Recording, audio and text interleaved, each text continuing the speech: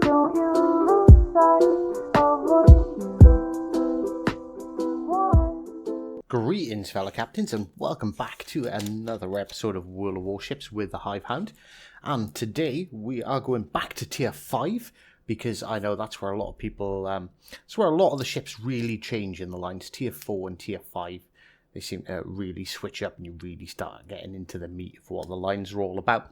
So we're going to jump into the Tier 5 Japanese Imperial Navy Aoba. And we've teamed up.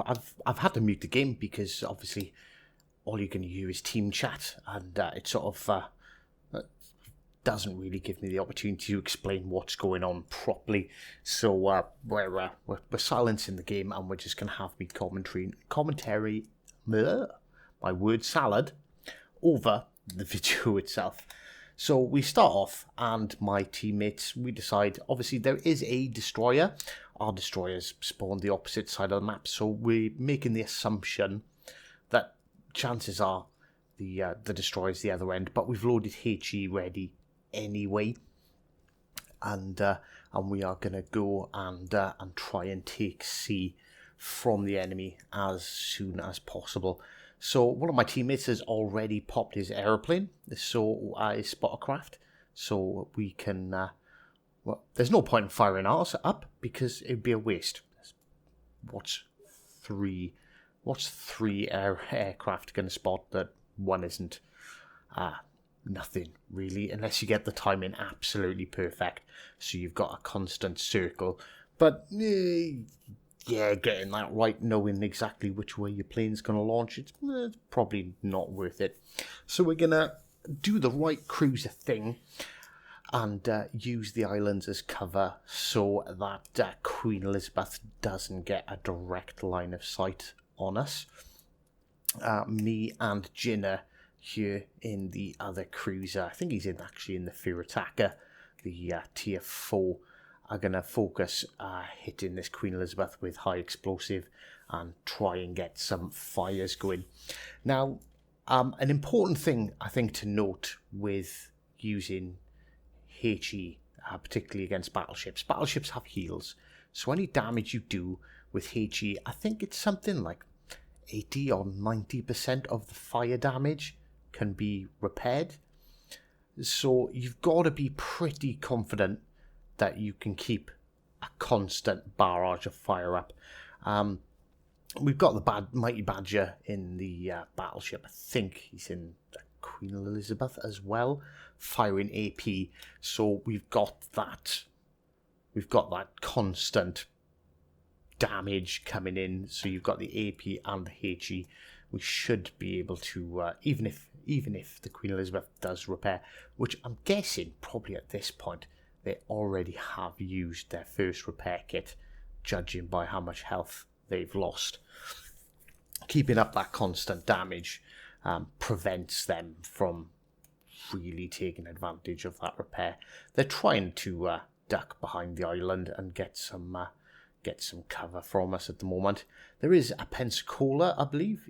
No, it's a Fear Attacker and a second Queen Elizabeth on this side.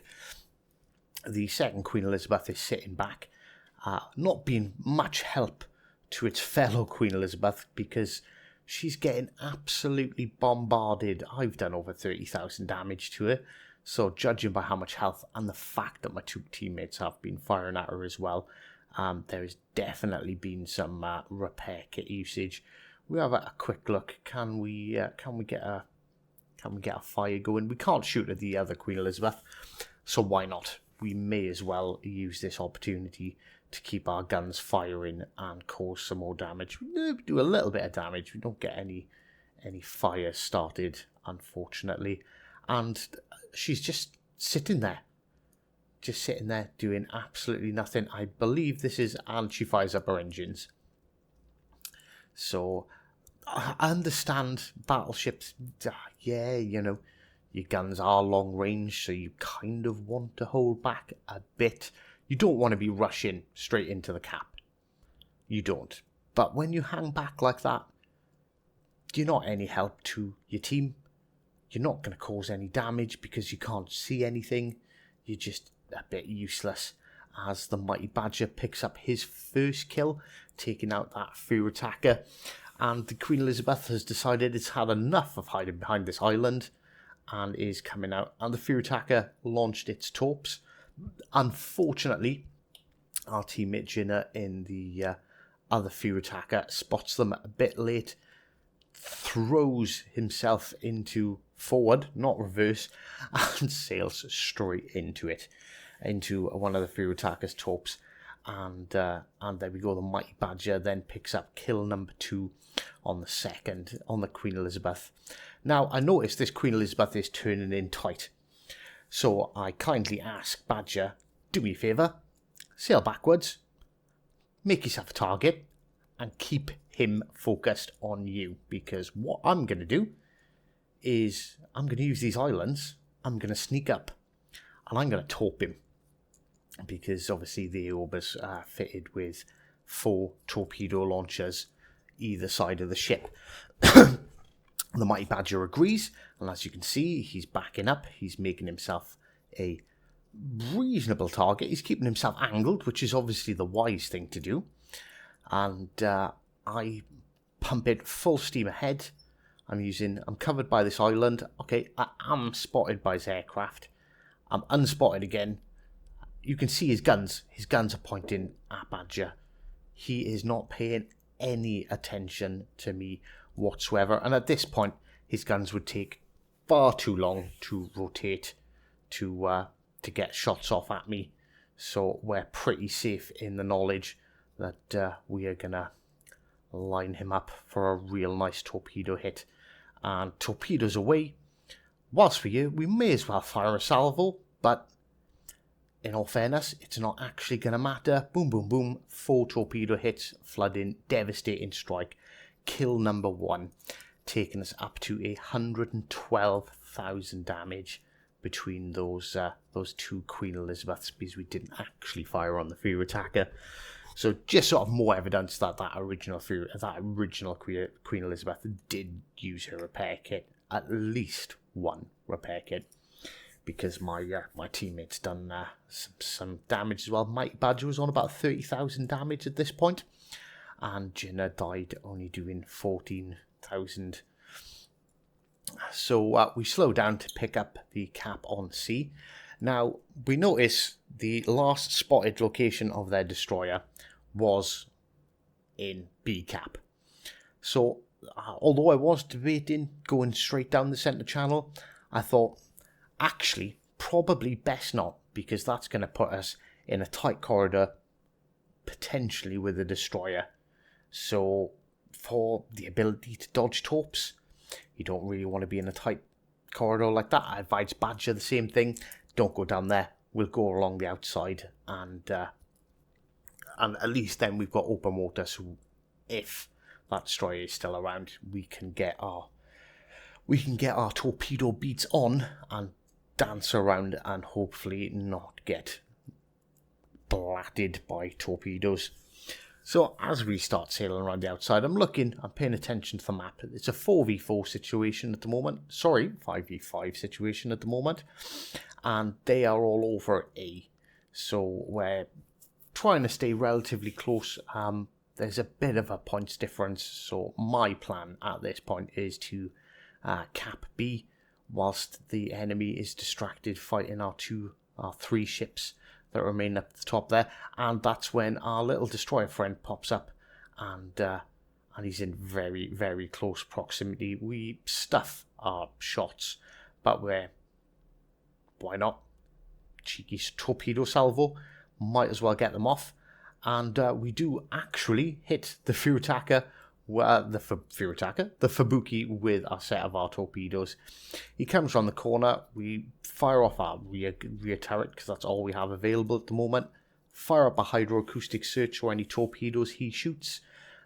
Both myself and the Mighty Badger, who's coming around the other side, get a nice little early warning. He tries firing up his smoke screen, but it's far too late, as the Mighty Badger has already got his guns trained on him and finishes him off to pick up kill number 3.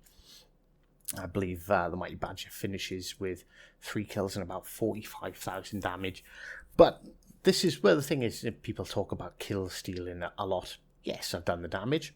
I've done the damage. It doesn't matter. It doesn't matter who sinks the ship as long as it's sunk. Yes, it's nice to get Krakens, but personally, I prefer to win. So we're now in a 4v3 situation after taking out that Fubuki. We've got a particularly low health Pensacola up ahead. Now it's a 4v2, so I switched to AP as the Pensacola is sailing broadside to me. We pick up our high caliber award with a pretty low damage roll, in all fairness. We've got both of the Pensacolas firing at us now, so we duck back a bit. You don't really want to be fighting more than one ship at a time, really. It's a bit daft. The Pensacola rears his head again. We notice he's going a bit slower than expected, so we adjust our aim appropriately, and we just about catch the rear of his ship. Minimum damage. Adjust our aim accordingly. Still firing AP because he's still sailing broadside, and kaboom! We get our Citadel, pick up our second kill, and we're just shy of 130,000 damage. So Pensacola number 2 is, well, he's sailing out by himself. He doesn't seem to have any support directly at the moment. We switch to HE because he is bow tanking us.